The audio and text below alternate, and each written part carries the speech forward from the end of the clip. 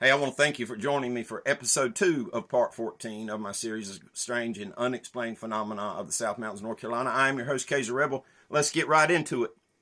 We're talking about a series of remarkable encounters as experienced by a family who lived in a fairly isolated place in Burke County, North Carolina, on the north side of the South Mountains, which is opposite me. They lived over yonder on the other side of the mountains, as we say here. And our first part of this episode, we talked about encounters they had walking to the school bus one morning, and then later that afternoon when they came home and walked back up the dirt road, up the hill to their house. Now we're in the summer of 1965. Philip said that they were playing outside, and his sister went in the house for something. His sister, she left her baby doll sitting in a chair on the porch. Big brothers will be big brothers, now won't they? He said he got the doll and he hid it in the tool shed. And she came back out and she correctly fingered him as the suspect for the crime. And he said that he told her, we're going to play hide and seek, except your doll is hid from you and you're going to have to find her. She began to yell and scream, and then finally broke into crying, and he said he told her that he would give her some hints. And after some more little sister yelling and crying, she gave in, played along. He gave her a hint, and at some point she correctly assumed that her doll was in the tool shed. And as he described it to me, the tool shed was a fair distance from the house. And that she just looked at him, and he said, well, his quote was, I told her, I won't plow the garden, plant it for you too. You're going to have to go get it. And as she walked toward the tool shed off in the distance, Philip said that he heard up in the woods behind that area the sound of howling. And he said he had saw a movie when he was a kid, and it sounded like a wolf howling to him, only he felt it was a deeper howl. And he stopped to listen as she continued walking toward the tool shed. He didn't hear any other sound. And as he started to take steps going toward the woodshed, suddenly out of the woods, up directly behind the tool shed, stepped a creature. His quote was, it was very heavy looking.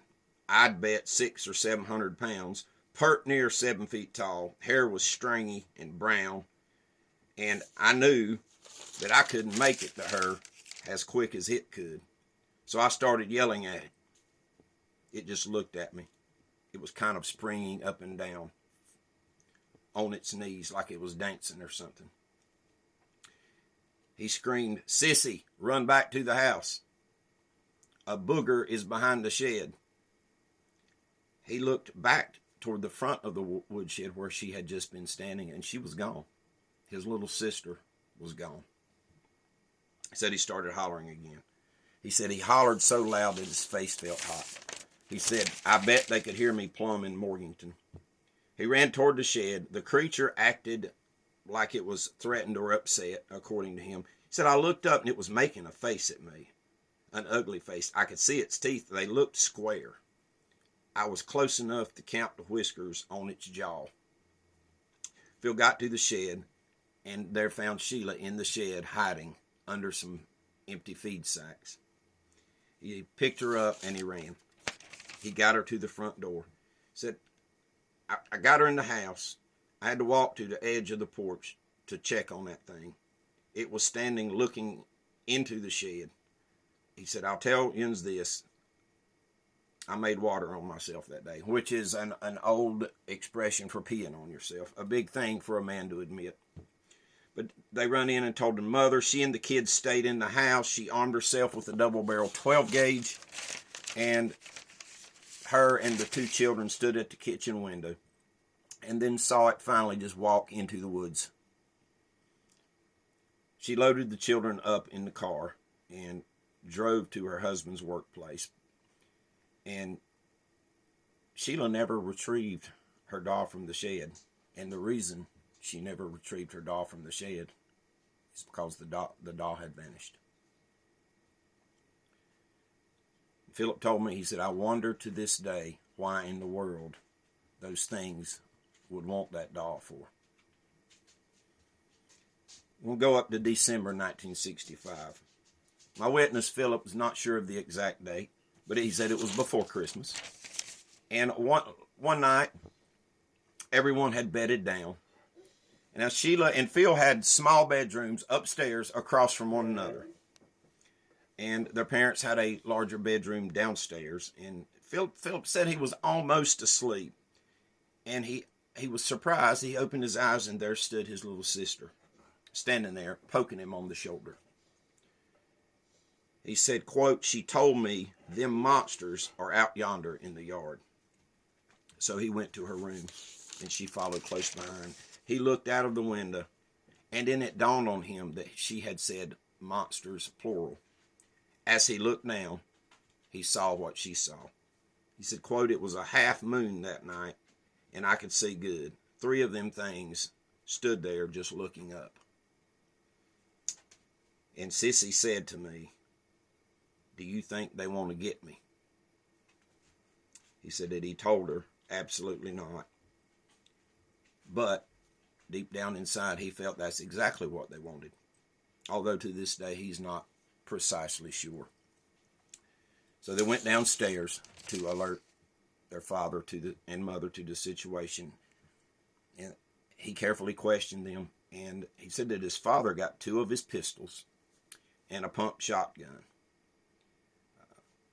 The father told them and their mother to stay by the fireplace hearth in the main room. And his mom had armed herself by them with a double-barrel shotgun. He said, Daddy always kept double-aught buckshot in that old trench gun, and I knew that he aimed to kill him. The father walked outside of the house, and my witness said that it seemed like an eternity. And his little sister was sobbing softly, and his mother was watching the door and the window and the door and the window and was trying to reassure little Sheila. And suddenly, they heard several shotgun blasts. And his dad came back in just a short while after they heard the sounds of the shotgun blast. And he asked, said, Poppy, did you shoot them? And he said, my father said, no, I couldn't bring myself to do it. I shot into the ground. He said that he never asked his father to explain that because his father did not want to discuss it and told them not to discuss it. He said suddenly at that point in time, all sorts of hollering and all manner of Hades broke out up in the woods, and it went on for a while. He said it was just so many noises mixed together that he couldn't make sense out of any of it. But it was loud, and it sounded very angry. Or they sounded very angry. Said the mother and father made pallets on the floor in the little sister's room, and for them and for him, and they all slept with little Sheila in her bedroom for that night and a number of nights following that. He said their father installed a old school anti-breach block on the inside of the front door and the back door. And a short while later, a few days later, that Philip said that his father took 2 of his brothers and some dogs out on a weekend, armed to the teeth, and that his father never spoke of what they may have found or if they didn't find anything. He said he ordered us to keep it to ourselves. And Philip said he asked his father, do you think they wanted to take Sissy? And this is a quote. He said, no, son, I expect not, or they would have already took her. Poppy said years later he saw them a couple more times over the years in the distance. Each time, the father said he just felt like they was watching him. Guys, I want to thank you. Next week, we're going to transition. I have an account for you, an experience that was shared with me involving something that I knew very little about until recently, the black-eyed children. So we're going to do some background information on that next week, and I will share with you the experience that was shared with me. I appreciate all of you so very much.